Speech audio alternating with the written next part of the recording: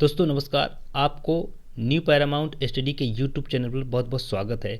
तो आज एक कंपाइल हिंदी साहित्य की जितनी भी रचनाएं हैं वो एक ही वीडियो में, आप किसी भी वनडे एग्जाम की तैयारी कर रहे हो, UP TET, C TET, KBS, NBS, TGT, PGT, police, SSC, railway, banking इत्यादि किसी भी अगर प्रतियोगी परीक्षाओं में अगर हिंदी सब्जेक्ट आता है तो वहाँ से ये क्वेश्चन आपके एग्जाम में ज़रूर पूछे जाते हैं।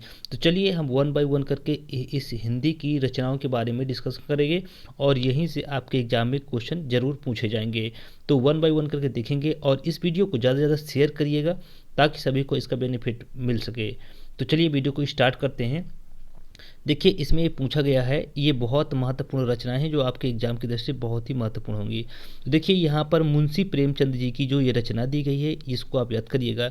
पहली रचना इसकी क्या है, इनकी रचना है गोदान, फिर इसके बाद गबन, इसके बाद रंगभूमि, इसके बाद कर्मभूमि, और इस तरह से हम सारी इनकी एक एक करके रचनाओं के बारे में देखेंगे।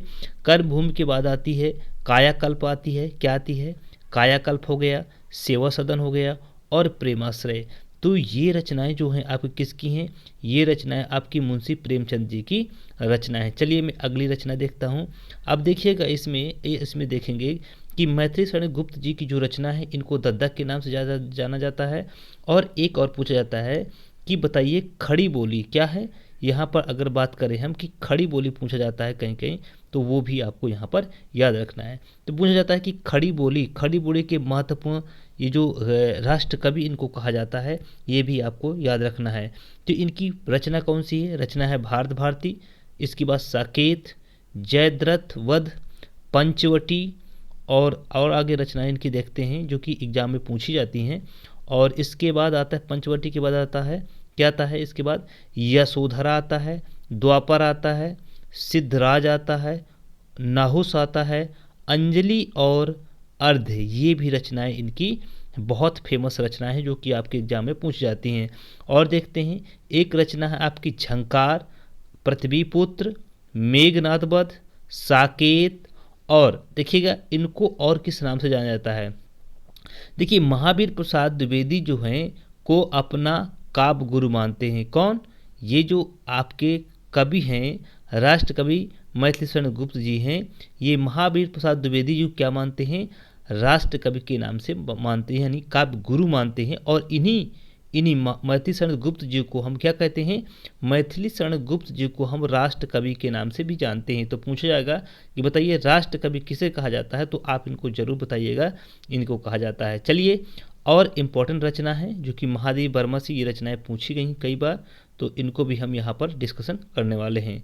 तो देखिए महादेव वर्मा जी की जो रचनाएं हैं बहुत महत्वपूर्ण रचनाएं हैं और हम इनको इग्नोर नहीं करेंगे और सारी रचनाओं को डिटेल से हम यहाँ पर देखने वाले हैं। देखिए पहली रचना है यामा, इसके बाद है रश्मि, इसके बाद नीरजा, निहार और सांदगीत, दीपशिखा, और बहुत ऐसी रचनाएं हैं जो आपके एग्जाम में बहुत ज़्यादा बार बार पूछी जाने वाली ये सभी रचनाएं हैं। और इसके बाद देखिए यहाँ आते हैं अतीत के चलचित्र, ये भी रचना इंपॉर्टेंट है। पथ के साथी, ये भी इंपॉर्टेंट, कई बार पूछी गई है। स्मृति की रेखाएं, ये भी कई बार पूछी गई है। मेरा परिवार, तो नई नई रचनाएं यहाँ पर ट्रेंड होती हैं। अब देखिए यहाँ पर हम बात करें कि यूपी की विधान परिषद की मनोनीत होने वाली सदस्य हैं राष्ट्रपति द्वारा भारत भूषण महादेव वर्मा को आधुनिक मीरा। ये इंपॉर्टेंट यहाँ से बनती है कि आधुनिक मीरा किसे कहा जाता है, तो ये किसे कहा जाता है आप सभी लोग याद करेंगे, किसको कहा जाता है, महादेवी वर्मा को आधुनिक मीरा के नाम से भी जानते हैं। तो ये भी इंपॉर्टेंट है, आप इसको जरूर याद करिएगा। देखिए क्वेश्चन और पूछा जाता है आपके एग्जाम में, गीतात्मक काव्य कवि यामा के लिए इनको क्या मिला था, ज्ञानपीठ पुरस्कार मिला था। ये इंग्लैंड के पीएम के द्वारा इनको प्रदान किया गया था। चलिए तो ये रचनाएं हो गई। अब आते हैं सूर्यकांत त्रिपाठी निराला जी में, इनकी भी बहुत महत्वपूर्ण रचनाएं हैं जो कि आपके एग्जाम में बार बार ट्रेंड करती हैं। तो पहली रचना देखिए यहाँ पर रचना है कुकुरमुत्ता, इसके बाद अनामिका, परिमल, ये रचनाएं बहुत ज़्यादा इम्पॉर्टेंट है। और इसके बाद देखते हैं तुलसीदास, ये भी डाउट होता है तुलसीदास द्वारा नहीं लिखी गई है, ये महादेव वर्मा द्वारा ये जो रचनाएं हैं सूर्यकांत त्रिपाठी निराला के द्वारा लिखी गई हैं, ये भी आपको याद रखना है। और इसके बाद गीतिका, इसके बाद कुकुरमुत्ता, ये भी रचनाएं बहुत पूछी जाती हैं। और क्या है इसकी रचनाएं, देखते हैं। नए पत्ते अर्चना, आराधना, गीत कुंज, सांध काकली, अपरा, दो शरण, राग विराग, ये रचनाएं। और देखिए इन्हें और किस नाम से जाना जाता है, तो ये इम्पॉर्टेंट यहाँ से बनता है आपके एग्जाम में, वेरी वेरी इंपॉर्टेंट है भैया, वेरी वेरी वेरी इंपॉर्टेंट है ये। इन्हें क्या कहा जाता है, इन्हें क्रांतिकारी कवि सूर्यकांत त्रिपाठी निराला जी को क्रांतिकारी कवि के नाम से भी हम लोग जानते हैं, तो ये इतना आपको याद रखना है। चलिए अगला देखते हैं। तो सुभद्रा कुमारी चौहान, इन्होंने कौन सी लिखी है, इन्होंने झांसी की रानी, मुकुल, त्रिधारा, ये भी रचनाएं लिखा है। और कौन सी रचना है, इसके बाद बिखरे मोती, ये भी रचना इनकी है। आप इनको जरूर एक बार पढ़ करके जाइएगा, ये भी रचनाएं बहुत इंपॉर्टेंट रचनाएं। मैंने जो कलेक्शन किया है, जितनी रचनाएं इंपॉर्टेंट है वही रचनाएं ली हैं, बाकी रचनाओं को मैंने नहीं लिया है। चलिए अब देखते हैं सूरदास जी की रचनाएं कौन कौन सी हैं। तो देखिएगा इनकी रचनाएं बहुत इंपॉर्टेंट रचना है। सूर सागर, सूर पचीसी, सूर सारावली, ये रचना। और इसके बाद और देखते हैं साहित्य लहरी, ये भी इम्पोर्टेंट है। जितनी भी इनकी रचनाएं हैं सभी आपके एग्जाम में पूछी जाती हैं। देखिए इन्हें क्या कहेगा, सूरदास ने व्रज भाषा में लगभग 1.25 लाख पदों की रचना किया है। सूर की रचनाओं में श्रृंगार एवं वात्सल रस का अद्भुत वर्णन मिलता है, वेरी वेरी इंपॉर्टेंट है। क्वेश्चन में पूछा जाता है कि बताइए कि श्रृंगार एवं वात्सल रस का अनुभव किस कवियों को नाम दे देगा, सूर, रहीम और कबीर, और इस तरह से आपका दे देगा बिहारी। तो आपको यहाँ पर लगाना है, क्या लगाना है आंसर में, यहाँ पर आपको सूरदास जी टिक करना है। चलिए आगे देखते हैं यहाँ पर कि जयशंकर प्रसाद क्या है। जयशंकर प्रसाद जी ने भी कई रचनाओं का वर्णन किया है। इनकी रचनाओं को हम यहाँ पर एक एक करके देखेंगे। प्रेम पथिक, तितली, कंकाल और भी रचनाएं इनकी हैं। और देखते हैं क्या क्या इन्होंने रचा है। कंकाल के बाद आता है इरावती, क्या है, इरावती, ध्रुव स्वामिनी, चंद्रगुप्त, स्कंदगुप्त, पथिक, ये सारी रचनाएं हैं आपके एग्जाम में। इसके बाद और आता है झरना, इसके बाद आंसू, लहर, ये सारी रचनाएं हैं। और इन्होंने क्या क्या रचना है, और भी हम रचनाएं इनके देखते हैं। जयशंकर प्रसाद जी की रचना है, एक है आकाश, छाया, आंधी, ये भी इम्पोर्टेंट रचना है। और इसके बाद आगे देखते हैं इंद्रजाल, जन्मेजय का नागय, और कामायनी, आजाद शत्रु, कानन कुसुम, ये जो रचनाएं हैं सारी रचनाएं आपकी प्रसाद जी की रचनाएं हैं, जो कि एग्जाम में आपके बार बार पूछा जाता है। तो जयशंकर प्रसाद की रचनाएं बहुत इंपॉर्टेंट है, आप इनको जरूर याद कर लीजिएगा। तो चलिए आगे देखते हैं रचनाएं। मलिक मोहम्मद जायसी, इन्होंने भी बहुत ही इंपॉर्टेंट रचनाएं लिखा है। इनकी भी रचनाएं आपके एग्जाम में हमेशा डेफिनेटली मिलती हैं। पहली देखिए यहाँ पर पद्मावत, ये भी इनकी रचना है। चित्रलेखा, कहरनामा, ये इंपॉर्टेंट बहुत ज़्यादा। आखिरी कलाम, ये भी कई बार पूछी गई रचना है। तो इस तरह से ये इनकी रचनाएं इंपॉर्टेंट है, तो मैंने यहाँ एक्सप्लेन कर दिया। आगे देखते हैं कौन से कवि आ रहे हैं, इनको देखते हैं। अयोध्या सिंह उपाध्याय हरियोध साहब की बहुत सारी रचनाएं हैं, इनको भी हम 1 बाय 1 करके डिस्कशन करने वाले हैं। तो चलिए देखते हैं। अधखिला फूल, इनकी रचना है, हरियोध जी की है। प्रिय प्रवास, ये भी रचना है। रस कलश, ये भी इनकी रचना है। और देखते हैं पदम प्रसून, ये भी रचना है। वैदेही वनवास, वेरी इंपॉर्टेंट रचना है, आप इनको जरूर याद करिएगा। चलिए अब देखते हैं चंद्रबरदाई, इनकी एक रचना है। चंद्रबरदाई पृथ्वीराज रासो, चंद्रबरदाई जो हैं इन्होंने लिखा है, पृथ्वीराज रासो को लिखा है। तो ये भी आपकी इंपॉर्टेंट एक रचना हो गई। अब चलते हैं, आचार्य रामचंद्र शुक्ल जी ने बहुत ही इंपॉर्टेंट रचनाएं लिखा है, यहाँ से भी क्वेश्चन पूछे जाते हैं। तो इनकी रचनाओं को देखते हैं। चिंतामणि, दूसरी रचना देखते हैं रस मीमांसा, ये भी रचनाएं इनकी इंपॉर्टेंट हैं। चलिए 2 रचनाएं आपकी इससे मिल गई, रामचंद्र शुक्ल जी की हैं। अगला देखते हैं तुलसीदास जी ने कौन कौन सी रचनाएं लिखा है। रामचरितमानस, विनय पत्रिका, दोहावली, कवितावली। इसके बाद और रचनाएं हैं इसके बाद रचना है गीतावली, ये भी इम्पोर्टेंट फेमस है। वैराग संदीपनी, पार्वती मंगल, जानकी मंगल। तो ये इम्पॉर्टेंट, वेरी वेरी इंपॉर्टेंट रचना है, आप इनको जरूर याद कर लीजिएगा। और मैं उम्मीद करता हूँ कि इसके अलावा कहीं से आपका क्वेश्चन 1% क्वेश्चन छूटने वाला नहीं है। जितना मैंने यहाँ पर आप लोगों को बता दिया उतना आपको कर लेना है, तो क्वेश्चन नहीं छूटेगा। तो देखिए दिनकर सिंह की, रामधारी सिंह दिनकर ने भी कई रचनाओं के दिया है।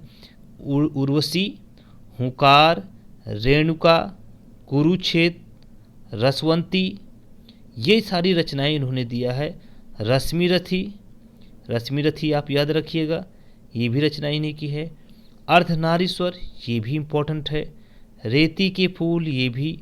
संस्कृत के 4 अध्याय, ये वेरी वेरी इंपॉर्टेंट है, दिनकर साहब की है। और भारतीय संस्कृत की एकता, ये जो रचनाएं दिया है दिनकर साहब ने दिया है, बहुत इम्पोर्टेंट है। और इन्हें ज्ञानपीठ पुरस्कार मिला है और पद्म भूषण भी दिया गया है, ये भी आपको यहाँ पर याद रखना है। तो सारी रचनाएं जो आपको इनको याद करिएगा, और इसके बाद देखिएगा आपके एग्जाम में एक भी क्वेश्चन छूटने वाला नहीं है। चंद्रकांता, ये भी इम्पोर्टेंट रचना है, किसके द्वारा लिखी गई है? देवकी नंदन खत्री के द्वारा जो लिखी गई है चंद्रकांता रचना लिखी गई है। चलिए, फणीश्वर नाथ रेणु, इन्होंने मैला आंचल लिखा है। एक जितनी जितनी रचनाएं बता रहा हूँ, चाहे 1 या 2, कितनी भी रचनाएं हों, बहुत इंपॉर्टेंट, जो आपके एग्जाम में बार बार पूछी जाती है। तो फणीश्वर नाथ रेणु जो लिखा है, मैला आंचल लिखा है, ये भी आपका इंपॉर्टेंट यहाँ से बनता है क्वेश्चन। चलिए, वृंदा लाल, क्या है? वृंदा लाल वर्मा, इनकी एक रचनाओं को लेंगे। मृगनयनी, ये भी क्वेश्चन में आपके ट्रेंड करता है कि मृगनयनी रचना किसकी है, तो ये वृंदालाल जी की रचना है, आप जरूर इसको याद करिएगा। अगला देखते हैं कबीर। तो कबीर ने बीजक लिखा है। बीजक के अंतर्गत 3 शाखाएं हैं इसकी, साकी, शबद, रमैनी। तो इसमें से पूछ सकता है कि कौन किसकी रचना है, ये भी आपका इंपॉर्टेंट बन जाता है। हजारी प्रसाद द्विवेदी ने कबीर जी को भाषा का डिक्टेटर, वेरी इंपॉर्टेंट है भाई, ये आपके एग्जाम में कई बार पूछा गया है कि बताइए हजारी प्रसाद द्विवेदी ने किस कवि को भाषा का डिक्टेटर कहा, तो आप तुरंत आंसर मारेंगे, क्या है? कबीर दास जी को मारेंगे। कबीर जी को वात्सल रस का सम्राट कहा जाता है। क्या कहा जाता है? वात्सल रस का सम्राट कहा जाता है, ये भी आपको याद रखिएगा, क्वेश्चन में पूछ सकता है। चलिए अगली देखते हैं। देखिए अगले जो हमारे कवि आ रहे हैं मीराबाई, क्या आ रहे हैं? मीराबाई। तो ये बहुत अच्छा इंपॉर्टेंट है। नरसिंह जी का मायरा इंपॉर्टेंट है। राग गोविंद, ये भी इम्पोर्टेंट है। गीत गोविंद, ये भी इम्पोर्टेंट है। राग सोरठा के पद, ये भी इम्पोर्टेंट है, जो कई बार आपके एग्जाम में पूछी गई हैं। ठीक है, तो आप याद रखिएगा। इनकी एक पंक्ति है जो आपके एग्जाम में पूछी जाती है, जरा देख लेते हैं।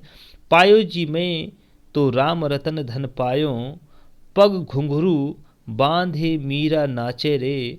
अगला लाइन है, श्याम मोसू एडो डालो हो। तो ये भी रचनाएं इसमें पूछी जाती हैं। चलिए रहीमदास जी की रचनाएं, 1-2 रचनाएं हैं। इन्हें जो पदवी मिली थी रहीमदास जी को, खान खाना के नाम से लोग जानते थे, ठीक है, या खान खाना न कह करके पुकारते थे। रहीम सस्सई, ये भी इम्पोर्टेंट है। मदनाष्टक, ये भी इम्पोर्टेंट है। वरवय नायिका, ये भी इम्पोर्टेंट है। वरवय रामायण आप याद करिएगा, रहीमदास जी की है। और वरवय नायिका किसकी है? सॉरी, ये वरवय रामायण जो है तुलसीदास जी की है। और ये वरवय नायिका जो है ये किसकी है? ये आपकी किसकी है? रहीमदास जी की रचना है, आप जरूर इसको याद करिएगा। चलिए, ये अकबर के प्रधान सेनापति, मंत्री तथा दरबार के 9 रत्नों में से एक थे, ये भी आपको याद रखना है। बिहारी सतसई, जो इसमें से दोहों की संख्या बताई गई है, इंपॉर्टेंट है। ये 719 बताई गई है, कई बार क्वेश्चन आपके एग्जाम में ट्रेंड किया हुआ है, तो आप जरूर याद करिएगा। बिहारी सतसई किसकी रचना है? बिहारी जी की रचना है। देखिए इन्हें और भी क्या कहा गया है, हम डिस्कशन करेंगे। गागर में सागर भरने वाले कवि बिहारी कहे जाते हैं। मुख्यतः ये श्रृंगार रस के कवि माने जाते, किसके माने जाते हैं? श्रृंगार रस के कवि के रूप में भी हम इनको जानते हैं। अब आता है सुमित्रानंद पंत। देखिए कि इनकी रचनाएं बहुत ज़्यादा पूछा जाता है। एक जो है वीणा, किनकी है? सुमित्रानंद पंत की है। पल्लव इंपॉर्टेंट है, ये भी पूछी गई रचना है। ग्रंथि, ये भी पूछी गई है। गुंजन, ये भी पूछी गई है। युगांत, ये भी पूछी गई है। युगवाणी ये भी पूछी गई है। और कौन सी रचना है इनकी, पतझड़ ये भी पूछी गई है। मुक्ति यज्ञ ये भी पूछी गई है। कला और बूढ़ा चांद ये भी इम्पोर्टेंट रचनाएं हैं, आप जरूर याद करिएगा। सुमित नंदन पंत जी को क्या इन्हें सुकुमार कवि के नाम से जाना जाता है, वेरी वेरी इंपॉर्टेंट है। ज्ञानपीठ पुरस्कार चिदम्बरा के लिए इन्हें दिया गया है। अब पद्म भूषण भी इनको प्राप्त है। तो ज्ञानपीठ पुरस्कार पूछा जाता है आपके एग्जाम में, बताइए कि ज्ञानपीठ पुरस्कार जो किसको मिला था, सुमित नंदन पंत को किस रचना के लिए मिला था, तो चिदम्बरा के लिए मिला था। वेरी वेरी इंपॉर्टेंट, थोड़ा सा ब्लर है लेकिन कोई बात नहीं है, आपके एग्जाम में पूछा जाएगा तो आप जरूर पढ़िएगा। अब आते हैं अगले रचनाकार हैं माखनलाल चतुर्वेदी जी। इनकी रचनाएं भी इम्पॉर्टेंट है। हिम किरीटनी ये रचना, योग ये भी रचना इम्पॉर्टेंट है। वेणु लो गुंजे ये भी, माता, इसके बाद चरण, और इसमें क्या पूछा गया है, चरण के बाद होता है समर्पण, ये है। तो आगे इसकी रचनाएं और भी हैं, यहाँ देखते हैं। इनको पद्म भूषण भी प्रदान किया गया है। हिम तरंगिणी पर साहित्य अकादमी पुरस्कार, ये इम्पोर्टेंट है भैया। ये साहित्य अकादमी पुरस्कार किसे दिया गया है, ये इम्पोर्टेंट है, किस कवि को, तो हिम तरंगिणी पर जो है ये दिया गया है। ठीक है, किसको दिया गया है, माखनलाल चतुर्वेदी जी को दिया गया है। और क्वेश्चन इंपॉर्टेंट है, भारतीय आत्मा का किसे कवि कहा जाता है, तो माखनलाल चतुर्वेदी को कहा जाता है, ये भी आपको याद रखना है। माता जी के चरणों में हित युगों समर्पण गूंजे, तो इस तरह से भी आप यहाँ पर याद कर लेंगे। सोहनलाल द्विवेदी, इनकी रचनाएं भी इंपॉर्टेंट हैं। भैरवी, पूजा गीत और बसंती ये, और इसके बाद इम्पोर्टेंट रचना है दूध बतासा, ये भी कई बार पूछी गई है। झरना ये भी पूछी गई है। कुड़ाल ये भी पूछी गई है। प्रसाद जी की ये भी है झरना, और यहाँ भी है। और वासवदत्ता प्रबंध काव्य है। कुड़ाल क्या है, ये यहाँ इम्पोर्टेंट है, ये आपको याद रखना है, खंड काव्य है। और ये क्या है, प्रबंध काव्य है, ये भी रचना इम्पोर्टेंट है। तो आई होप ये वीडियो पूरा का पूरा समझ में आ गया होगा। मुझे उम्मीद है कि ये वीडियो पसंद आया होगा आप लोगों को। और जितनी भी कलेक्शन था मैंने यहाँ पर, जितने भी ये थे, मैंने पूरा का पूरा निचोड़ आप लोगों को दिया है। अगर आप एक दो बार वीडियो को 3 बार बार बार देख लेंगे तो मुझे नहीं लगता कि आपका यहाँ से क्वेश्चन कोई छूटेगा। 100% उम्मीद करता हूँ कि ये आपको सफलता जरूर दिलाएगा। और ये एक विश्वसनीय चैनल है, यहाँ पर जितनी भी अपलोड किए जाते हैं जो भी वीडियो, जो भी मटेरियल मिलता है आप लोगों को पढ़ने के लिए, एथेंटिक डाटा होता है। और हाँ, यहाँ से आपको सफलता ज़रूर मिलेगी। तो इस वीडियो को ज़्यादा से ज़्यादा शेयर करिए और बताइएगा। इसके बाद मैं अलंकार लेकर के आ रहा हूँ और जल्द ही मैं आपके सामने रहूँगा, तो आप लोग इस वीडियो को ज़रूर देखिएगा। तब तक के लिए दोबारा मिलते हैं, पुनः मिलते हैं। जय हिंद, जय भारत।